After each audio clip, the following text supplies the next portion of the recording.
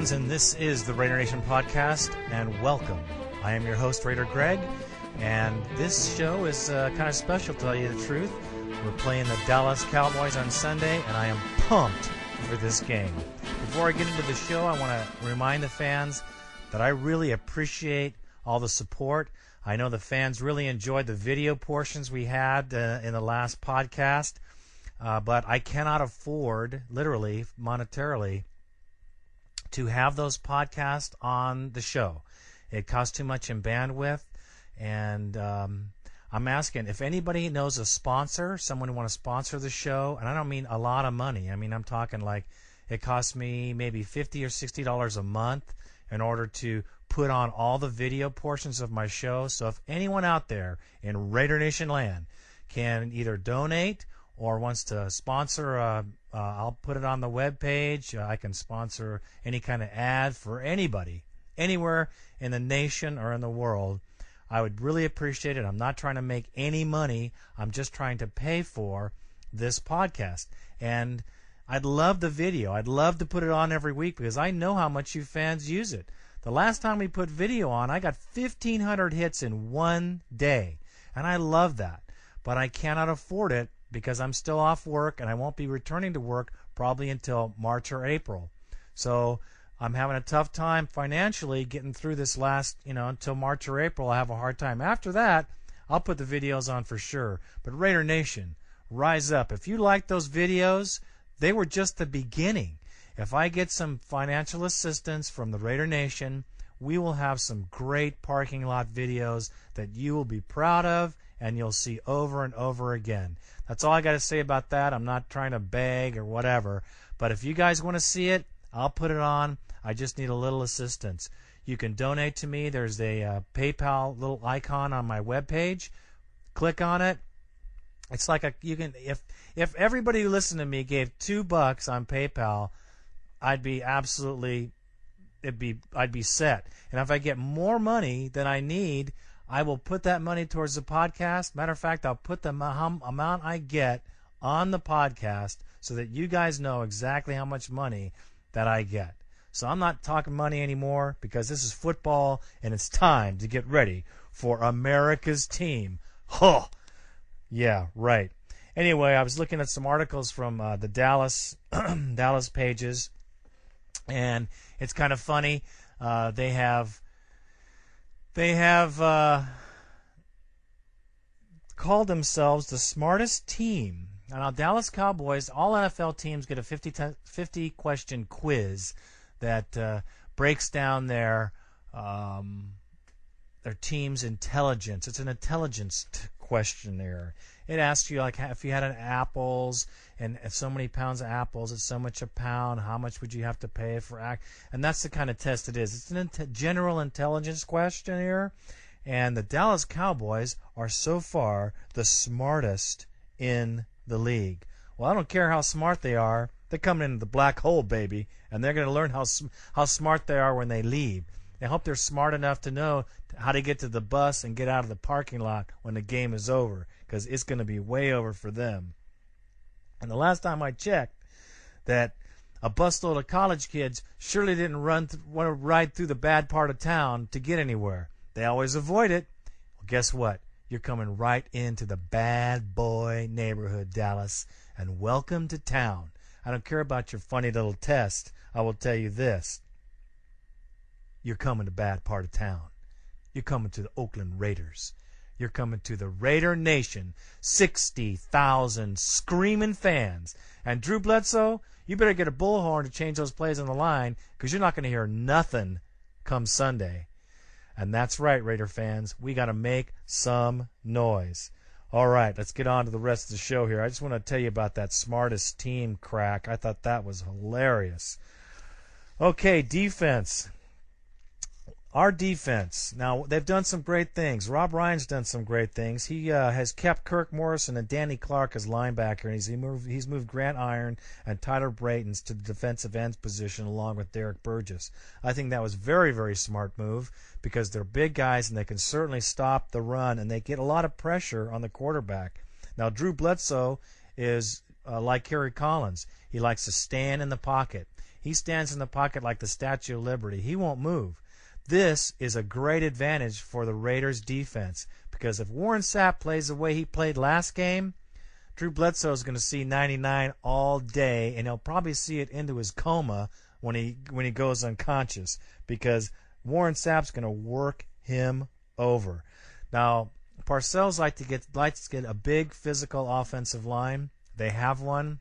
I don't think they can handle us. I don't think they can hake our front four. Our front four, if they play just like they played against the Eagles, we don't have no Donovan McNabb back there. We got Drew Bledsoe, who also throws a lot of interceptions, a lot of INTs when he's pressured. Let's make that happen Sunday, because we can do it with our front four and our linebacking core. Kirk Morrison played a great game last game. Danny Clark, I think they're improving. I think they're getting better. The weak link I see is Gibson. He only has 1 sack in his career.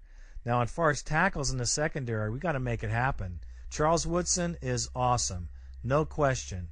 Fabian Washington is on his way. However, he's got to get some big-time tackles. What happened to the Ronnie Lott attitude? I think Woodson has it. I think it's spreading. I think it can happen. Route and Stu, they have to do a better job on tackling the man in the open field, because if they get those little plink passes just underneath and those guys run, we got to tackle them before they get any kind of big yardage. And I know we can. Our teams are pretty well average matched. Our teams are matched off pretty good. We have Doug Gabriel back. Doug Gabriel is our secret weapon. I think most NFL teams know that Doug Gabriel is awesome. He's a great athlete, and he played very well last game, and I expect much more from this game now that the cobwebs are out. He should be able to catch some balls incredibly, because Randy Moss, once again, the decoy, and we'll go back to that in a minute, pulls the defenders his way. I expect Norv Turner to at least give Randy 10 shots or 10 to 15 passes in this game. He's got to do a minimum of 10. Last game they gave him 7 chances. That's not enough for our star player, especially towards the end of the game. We cannot let the Cowboys stay with us through the first half. We have to blow them off the ball. We have to get things going. And Norv, this is for you, baby. Let's hold lead holding, because the lead holding attitude is a bad one. The Raiders don't have it, we don't want it, and we don't need it. So as soon as we get a lead, you know what we want? A bigger lead. And we want to take that lead all the way to the end of the game. And I don't mean hold it, I mean continue to score points all the way through the game. Every opportunity we can. There will be no resting. The only thing we're going to hold on to is the throat of the Dallas Cowboys, and we're going to kick him in the tail all the way down the field. Sounds like Patton, huh? Our offensive line. Offensive line's doing a great job protecting Collins. The last game, we had some heavy-duty rushes, a lot of blitzes, and they kept him in great protection. That is excellent. You know, how much more can you ask from your offensive line? You can ask him to open some holes for Lamar Jordan. That's what you can ask him to do. I believe this offensive line can do it big time. Now, Dallas Cowboys sacked the Bills quarterback 7 times last game, but we're talking about the Bills now. We're not talking about the Oakland Raiders. Our offensive line is very tough, and Parcells knows it. And he's going to try to do that blitzing, because they blitzed all game on the Bills. Well, let him come after us. Our offensive line can take it. I know it can. And Collins, with your 7-step drop, just make sure you get the ball to the dude. That's what we need. Get the ball out there. Collins, no interceptions this season. Excellent. Keep up the good work. We need that from you. We need you to get the ball to the man. We need more explosion on the offensive line. We'll get that this game. Do you know why? Because we're at home. That's why. The Raiders play 5 levels above normal. They played a great game away at the Eagles. Just imagine how they're going to play at home in the black hole. They're going to be playing with passion and commitment, because they don't want to be 0-4. It's not going to happen. I don't see it. I don't think any Raider fan sees it. That's why we're sold out. This game is going the Oakland Raiders' way, and Parcells, I just want you to watch him, because all you fans, watch Parcells' face and watch how frustrated. Watch the man. He might have a stroke. Okay? And all you cowpoke fans out there coming to the game wearing your colors, well, all I got to say is watch out for the peanuts and beer, because this is going to be one heck of a contest. And Cowboys fans, you're pretty brazen. I've seen you before in the parking lot. You know what? You got a full house here, baby. I got to say is this. Watch yourself, check yourself, and good luck. Because I certainly wouldn't wear that stuff to the Coliseum, and neither should you. You'd be better off to wear a corduroy jacket. I think that's the better way to do it. The Raider Nation is ready to play. And this ain't home in Texas, my friend. This is Oakland, where we are loud. All right. Now, Jordan's tired of the talk. He said it on the news. He said it, everyone saw it on the news. He's tired of the talk. And this is not just a facade he's putting on, Raider fans. This is from his heart. Lamont Jordan has a lot of heart, along with this entire team. Randy Moss hasn't said one word, not a word, and he won't. This class act will go out there and do his job. Like I said before, 10, 15 times we should be going after this guy. Jordan has a part of a champion, and he is a champion. He's positive, and I think that if he inspires anything like he does in me in that team, we will be successful. This is our victory. This is our game. Now, I want to explain this to Raider fans too. Jordan might not make, I think he averaged 1 yard per carry through all 3 games. And if you look at the numbers, it looks terrible. But I'll tell you this, Raider fans, every team we've played has been desperately afraid of him. Nobody's backed off on Jordan. No one's backed off on the run defense. They still play the run very hard, and people are worried about him breaking out, because when he breaks out, he makes it happen. So they will have to continue to work on that run. They will have to continue to watch out for Lamont Jordan, which will give Collins an opportunity to get a lot of plays out there. So let's look for some passing plays, because they're going to still try to stop Lamont. And I believe this offensive line has learned a lot of lessons in the last 3 games. And I will tell you this, Lamont will run the ball. And that little screen, if Collins can keep his cool, which he should be able to at home, Lamont Jordan's going to make some yardage. He's going to make some big yards. This is going to be his breakout game. You've heard it first here in the Raider Nation podcast. I haven't seen anybody else say it, but I will tell you, this is Lamont Jordan's bust-out game. Let's look at the stats between these two teams, shall we? Yeah, let's do. Okay, the record, 3-2-0, Oakland. That's the Dallas offense. The Oakland defense, 0-5-0. Okay, points, 112 for Dallas, 120 for Oakland. First downs, 105, 110 for Oakland. Third down conversions, 31 for 71. Oakland Raiders, 32 for 76. Fourth down conversions, 6 for 10.